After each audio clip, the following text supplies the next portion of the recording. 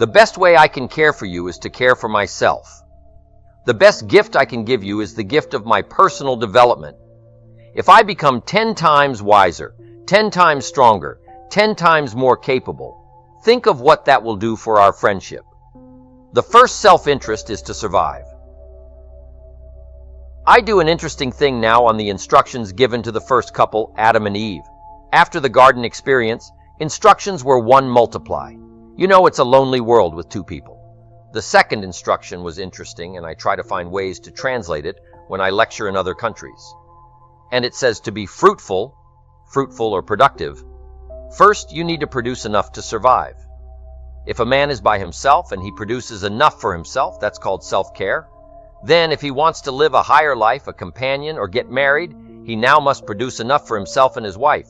So he says, well, why work that hard when you could just take care of yourself? But that's okay.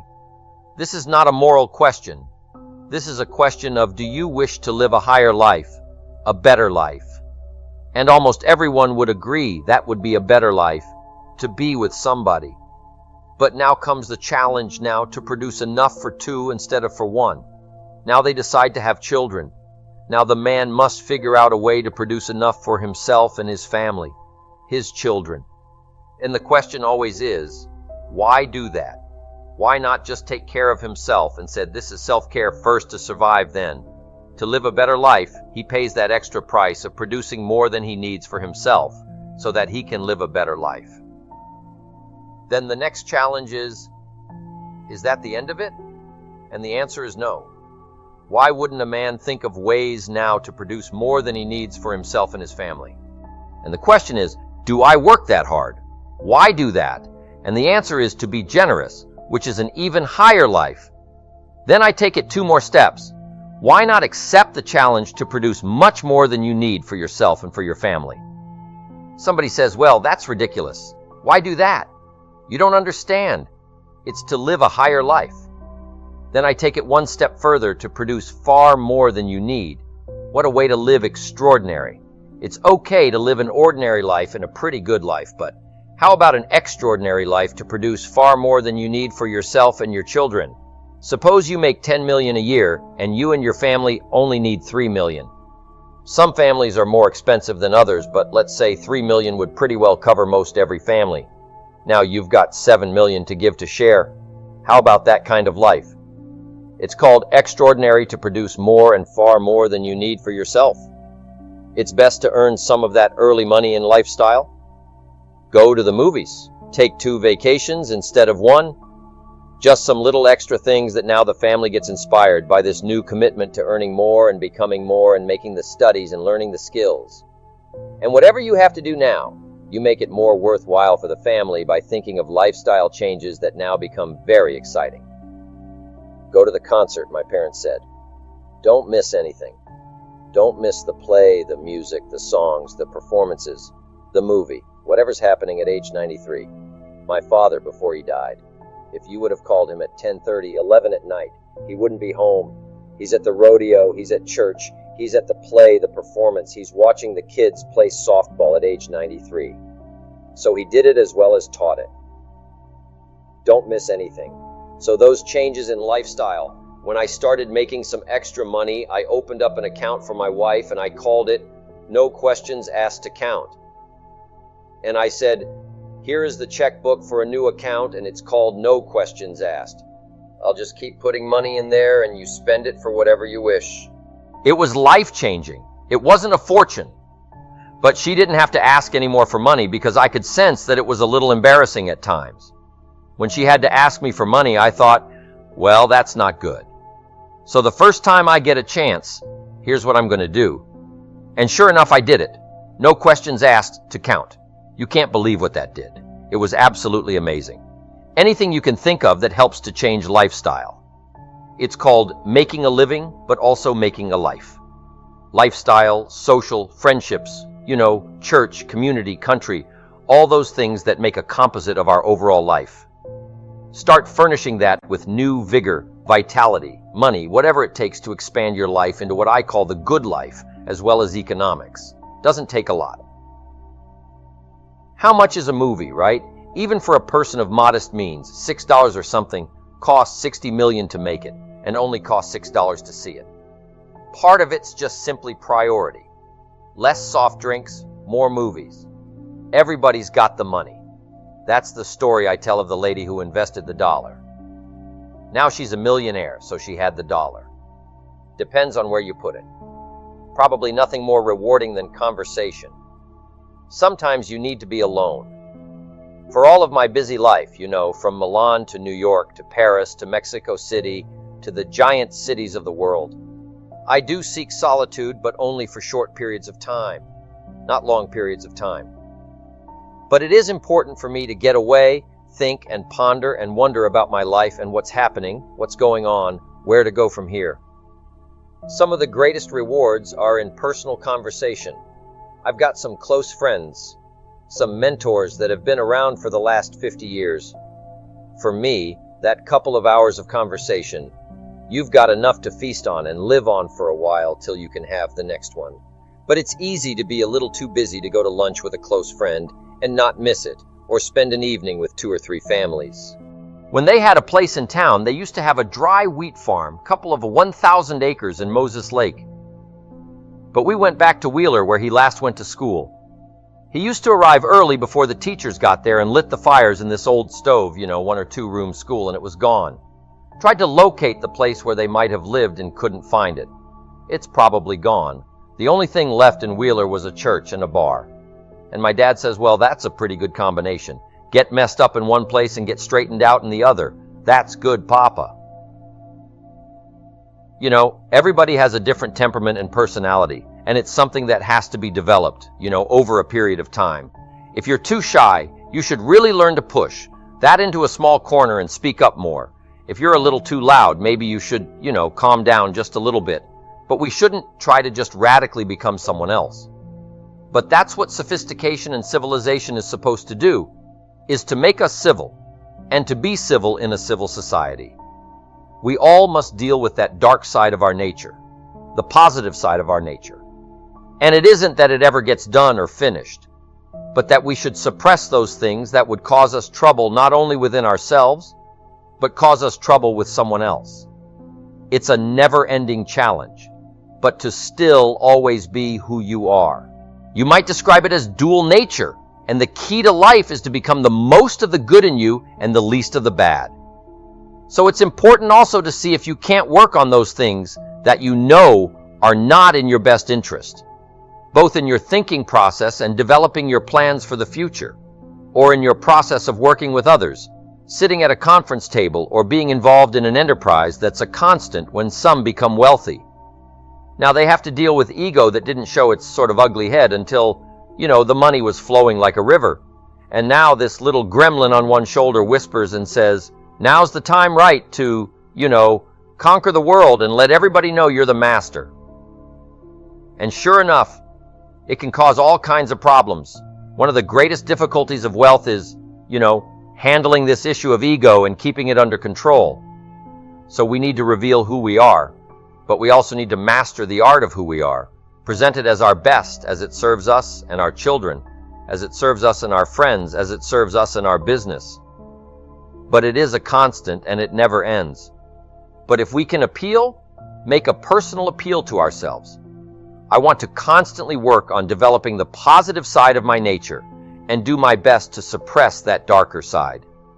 That would not allow me to be most of what I can possibly be. I think that's what's important when a president becomes president. It's interesting, what ego might do. The Old Testament says this king came to power and he was a good king. Then the next king came to power, and he was a bad king. And that's always happening, whether it's good king, bad king, or whether it's inside of our own head. We all have to deal with that.